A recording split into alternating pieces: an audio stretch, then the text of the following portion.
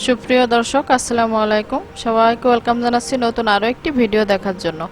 আজকের ভিডিওতে আমি শেয়ার করব একটা হোম রেমেডি, যে হোম রেমেডিটা আপনাদের কাশি দূর করতে সাহায্য করবে। আর কাশির কারণে যদি বুকে কফ জমা হয়ে থাকে তাহলে বুকে জমে থাকা কফও দূর করতে সাহায্য করবে।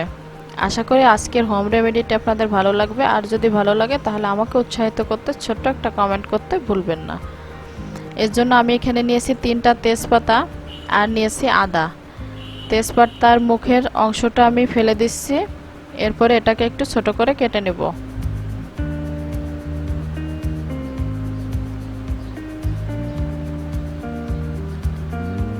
আদা এখানে এতটা লাগবে না, এখানে আমি 1 ইঞ্চি পরিমাণ আদা ব্যবহার করব। আদা কিন্তু ঠান্ডা সারাতে, বিশেষ করে কফ দূর করতে খুব সাহায্য করে। আদার খোসাটা ছাড়িয়ে নিচ্ছি। আদার খোসা ছাড়িয়ে এখানে আমার আরও 2-3টা ইনগ্রিডিয়েন্টস লাগবে, সেটা আমি পর্যায়ক্রমে দেখিয়ে দিব আর কখন কিভাবে খেতে হবে সেটাও বলে দিব। আদার খোসা ছাড়াতে ছাড়াতে বলবো সেই পুরানো কথা, আপনি যদি আমার চ্যানেলে আজকে নতুন হয়ে থাকেন তাহলে আমার চ্যানেলটা সাবস্ক্রাইব করে পাশে থাকা ছোট্ট বেল আইকনটি প্রেস করবেন নোটিফিকেশান পেতে। আর যদি অলরেডি আপনি আমার সাবস্ক্রাইবার হয়ে থাকেন তাহলে জানাই অনেক অনেক ধন্যবাদ। এবার আদা আর এই তেজপাতা দুইটাকেই পরিষ্কার পানি দিয়ে ধুয়ে নেব।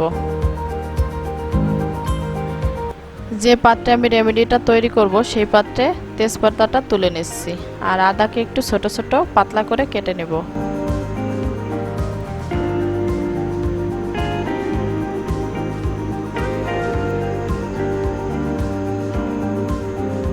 যাদের অনেক বেশি ঘন ঘন ঠান্ডা লাগে, ঘন ঘন কাশি হয়, বুকে কফ জমা হয়ে থাকে, এই রেমেডিটা তাদের কাশি দূর করতে সাহায্য করবে।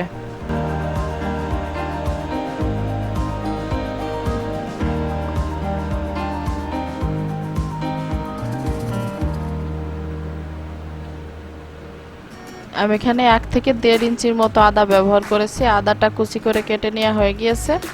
এবার তেজপাতার ভিতরে এই আদাটা দিয়ে দিচ্ছি আর এখন এখানে অ্যাড করতে হবে পানি। আমি এখানে পানি দিব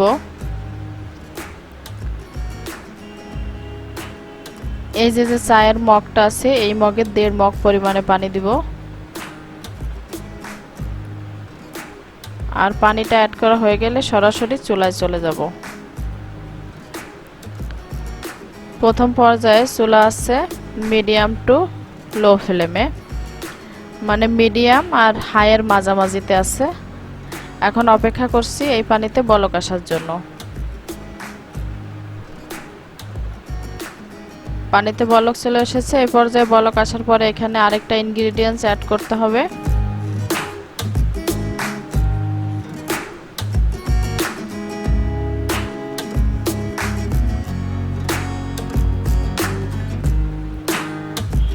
এখানে আমি দিয়ে দিলাম 5 থেকে 6টা লবঙ্গ। লবঙ্গ কিন্তু ঠান্ডা সারাতে খুব কাজ করে, পাশাপাশি হজমেও সাহায্য করে। আদাও কিন্তু হজমে, তাছাড়া পেটের যে কোনো ধরনের সমস্যা দূর করতে সাহায্য করে হচ্ছে আদা। মানে ঠান্ডার পাশাপাশি আপনার পেটেও যদি কোনো সমস্যা থাকে তাহলে সেটারও কাজ করবে। এবার আমি ঢাকনা দিয়ে ঢেকে জাল করব আরও কিছুক্ষণের জন্য। এই পানিটা অর্ধেক করে নেওয়া পর্যন্ত জাল করতে হবে। চুলার ফ্লেমটা আরেকটু কমিয়ে দিয়েছি।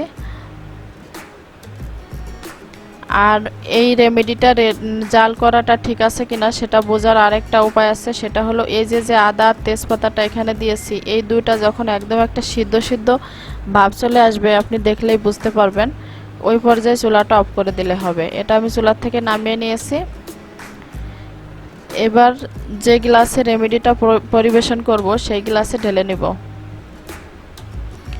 ছাঁকনি দিয়ে ছেঁকে নিচ্ছি।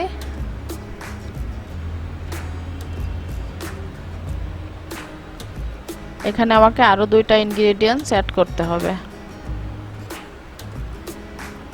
ছাঁকনি দিয়ে ছেঁকে নেওয়ার পরে এখানে আমি অ্যাড করে দিব মধু। এখানে মধু না দিয়ে যদি তাল মিশ্রি দেওয়া যেত তাহলে আরও বেশি ভালো হতো, কিন্তু আমার ঘরে তাল মিশ্রিটা না থাকায় আমি দেখাতে পারলাম না, এজন্য আমি মধু অ্যাড করলাম।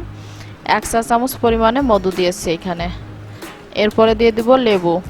তবে কারো যদি লেবুতে অ্যাসিডিটির সমস্যা হয় তাহলে সে লেবুটা স্কিপ করলেও চলবে। তবে ভিটামিন সি কিন্তু ঠান্ডা সারাতে খুব সাহায্য করে। তাছাড়া যদি কোনো ধরনের ইনফেকশন থাকে তাহলে ইনফেকশন সারাতেও সাহায্য করে ভিটামিন সি। এবার সব কিছু দিয়ে নেড়ে চেড়ে নিব। এটা আপনারা সকালবেলায় বাসি পেটে খেতে হবে। আর কারো যদি ঠান্ডা সমস্যা অনেক বেশি থাকে তাহলে সেক্ষেত্রে সে রাতেও একবার খাবেন, মানে সকালে একবার রাতে একবার, কাশি যদি অনেক বেশি পরিমাণে হয়। আর একটানা 15 থেকে 20 দিন খাবেন, অথবা যতক্ষণ না আপনার কাশি সারে ততক্ষণ কন্টিনিউ করতে পারেন। আশা করি আজকের রেমেডিটি আপনাদের ভালো লেগেছে। এতক্ষণ সাথে থাকার জন্য অনেক অনেক ধন্যবাদ। আজ বিদায় নিব। সবাই ভালো থাকবেন, আমার জন্য দোয়া করবেন। আল্লাহ হাফেজ।